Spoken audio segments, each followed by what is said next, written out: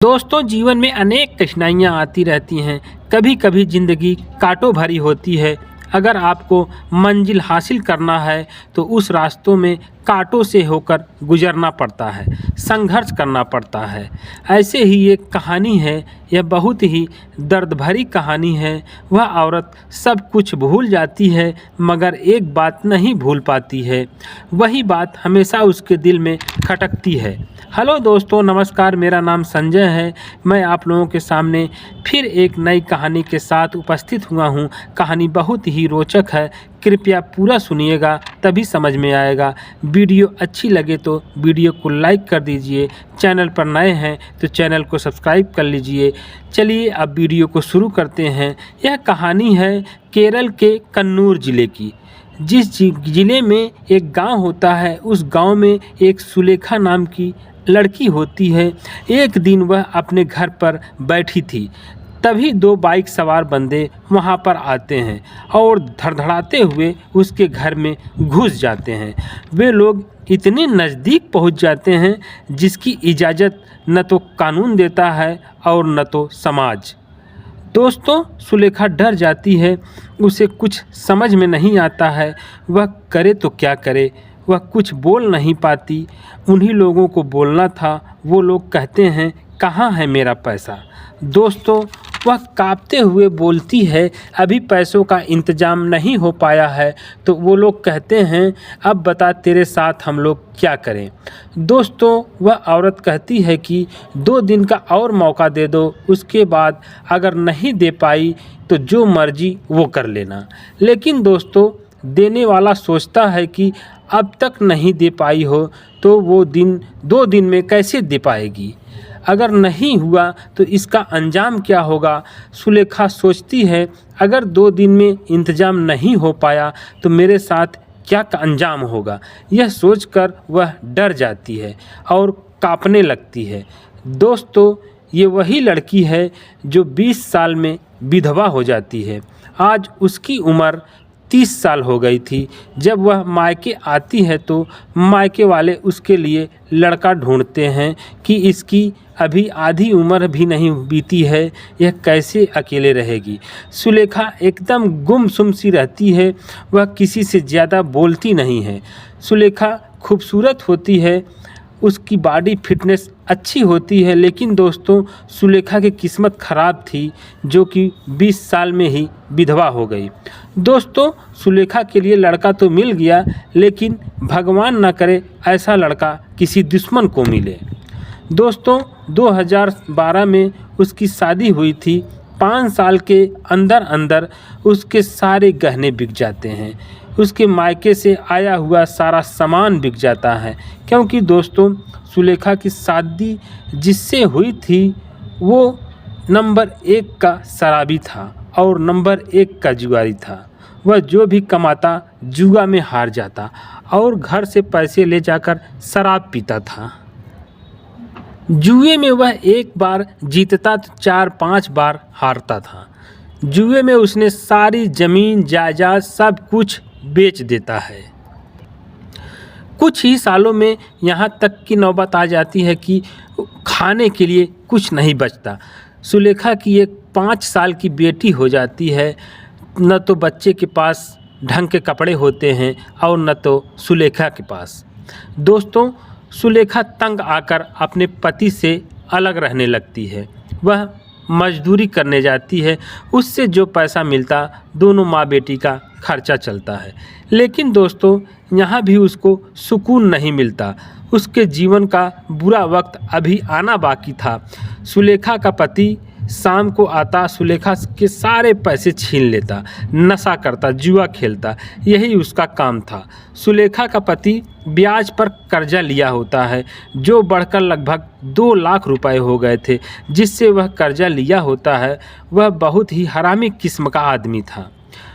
वहाँ वह कुख्यात अपराधी था।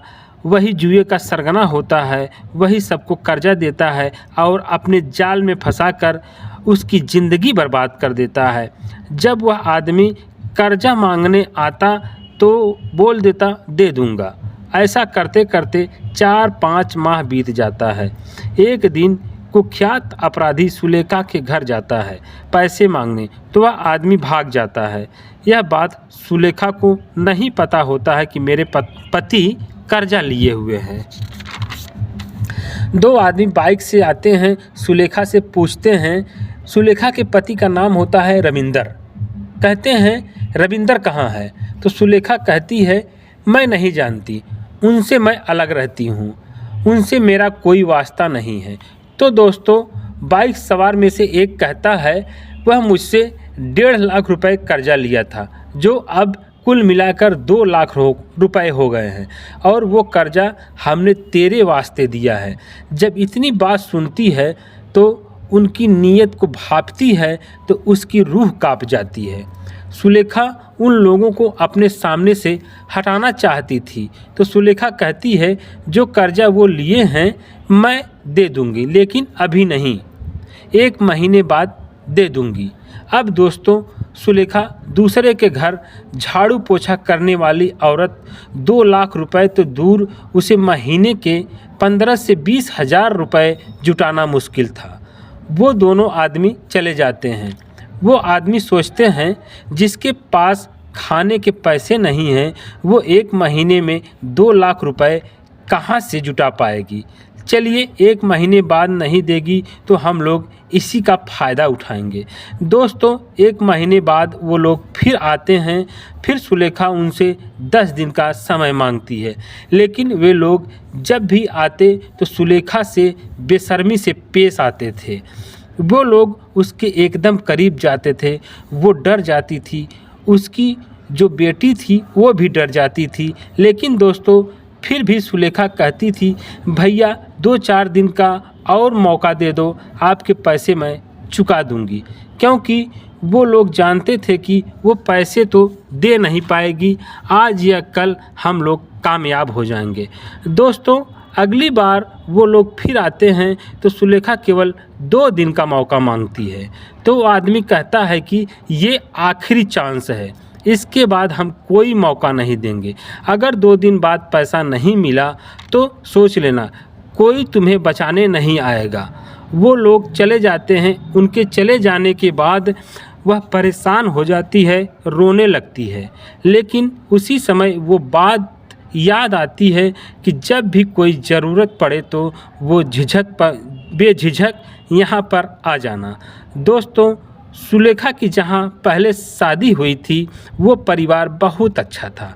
परिवार में उसके पति 4 भाई थे, 2 उससे बड़े थे, 1 उसका पति और चौथा देवर था, जो अपनी भाभी को बहुत मानता था। सुलेखा के सास ससुर बहुत अच्छे थे, क्योंकि वह बहुत सज्जन थी, मेहनती थी और बहुत ही खूबसूरत थी। घर में 2 बहुएं और थी, लेकिन उन दोनों से ज़्यादा समझदार सुलेखा थी, इसीलिए हर कोई इसे ज़्यादा मानता था। एक दिन की बात है, होली का दिन था और सुलेखा के पति अपने दोस्तों के साथ घूमने गए हुए थे। अचानक सुलेखा के पति का एक्सीडेंट हो जाता है और उनकी मौत हो जाती है। घर पर सन्नाटा पसा जाता है। उस परिवार पर पहाड़ सा टूट जाता है और सुलेखा की तो दुनिया ही उजड़ जाती है। और उसका 1 महीने बाद उसके आदमी का क्रियाक्रम होता है। 1-2 महीने बीत जाने के बाद एक बार सारे रिश्तेदार इकट्ठा होते हैं और एक दिन मिलकर चर्चा करते हैं कि सुलेखा अभी कितनी उम्र है, इसकी दूसरी शादी करा देनी चाहिए, अभी 20 साल तो हैं। दोस्तों, एक दिन सुलेखा के भाई और पिता आते हैं, सुलेखा को लिवा जाते हैं। जब वो जाने लगती है दोस्तों, सबसे लिपट कर रोने लगती है। उनकी जुदाई का पूरा गांव देखता है, पूरे गांव के लोग रोने लगते हैं। जितना सदमा उसके बेटे के मरने से लगा था, उतना ही सदमा सुलेखा के जाने से लगता है, लेकिन फिर भी ये तो करना ही था। दोस्तों, सुलेखा जाती है। आखिरी बार जब अपने ससुर के सामने जाती है दोस्तों, वो धड़ाम से गिर जाते हैं। लोग उन्हें उठाते हैं और कुर्सी पर बैठाते हैं। सुलेखा जाती है, अपने सास ससुर के पैर पकड़कर रोने लगती है। तो उसके बाद ससुर जी कहते हैं, बेटी एक बात याद रखना, यहाँ आते रहना।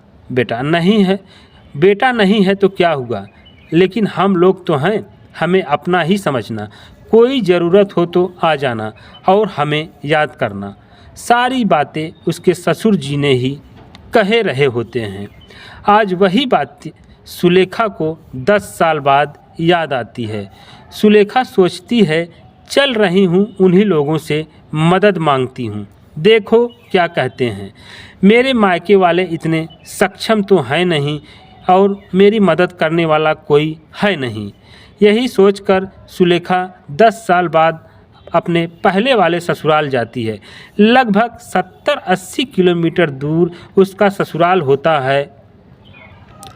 वो वहाँ पर दोपहर को पहुँचती है, बस से उतरती है।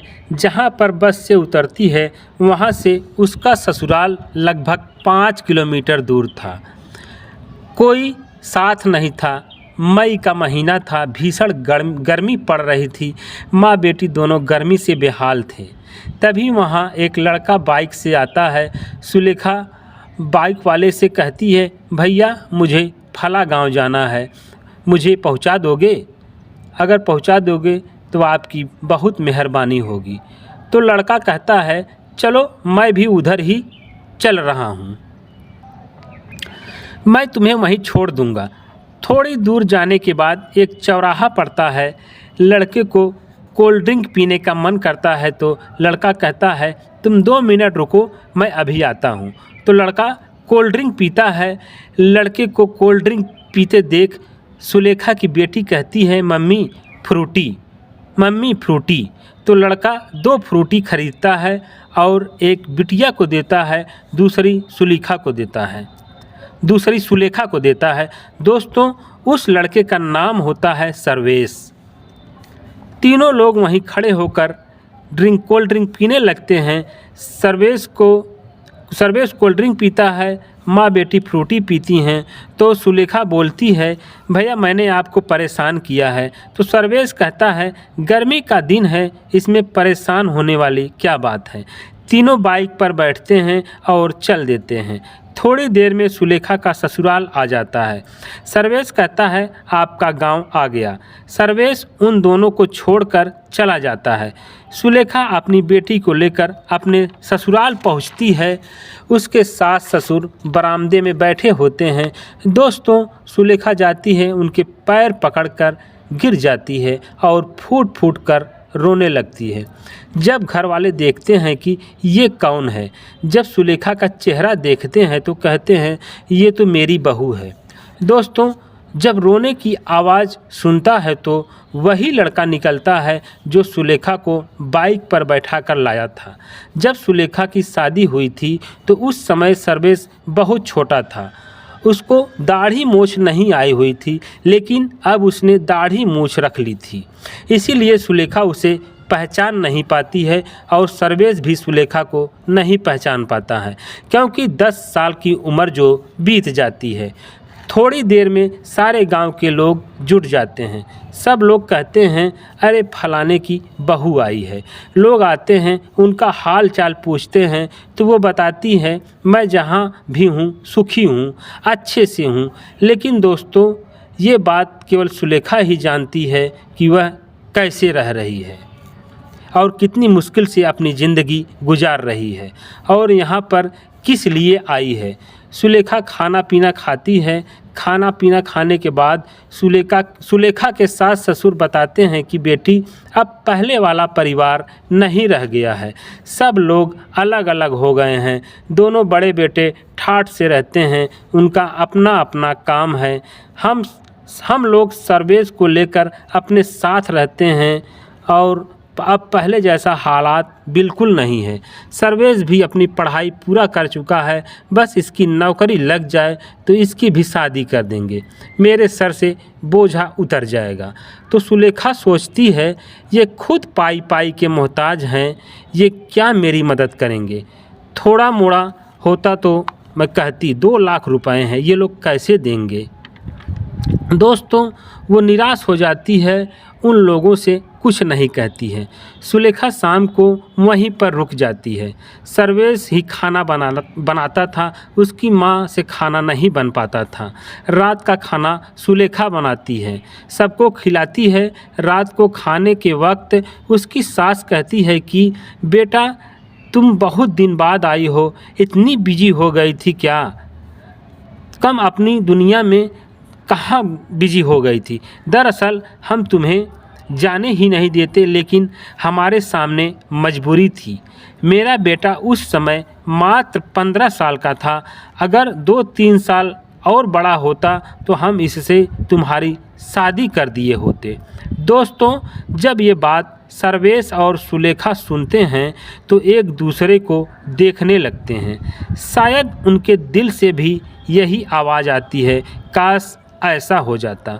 लेकिन इन सब बातों का कोई फ़ायदा नहीं था। दोनों लोग एक दूसरे का चेहरा देखकर अपनी अपनी नज़रें झुका लेते हैं, क्योंकि दोस्तों उस समय सुलेखा की उम्र 20 साल थी और सर्वेश की उम्र महज 15 साल थी। शादी हो नहीं सकती थी, उम्र का गैप बहुत ज़्यादा था। लेकिन अब वो 30 साल की हो चुकी थी और सर्वेश 25 साल का हो चुका था।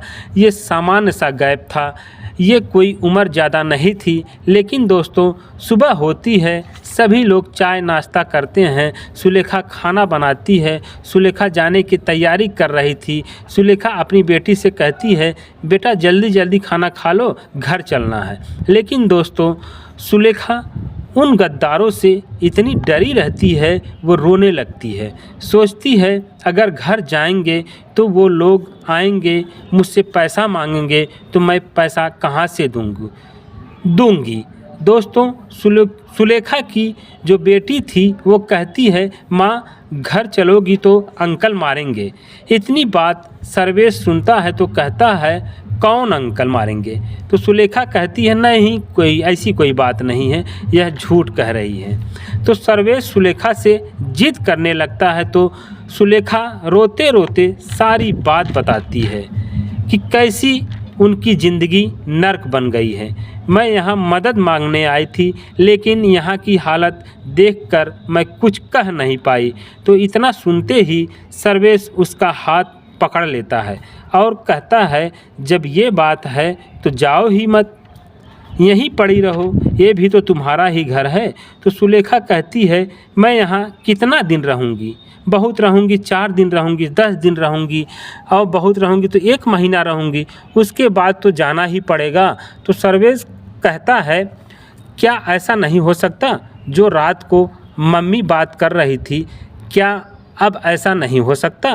क्या अब तुम मेरी नहीं हो सकती?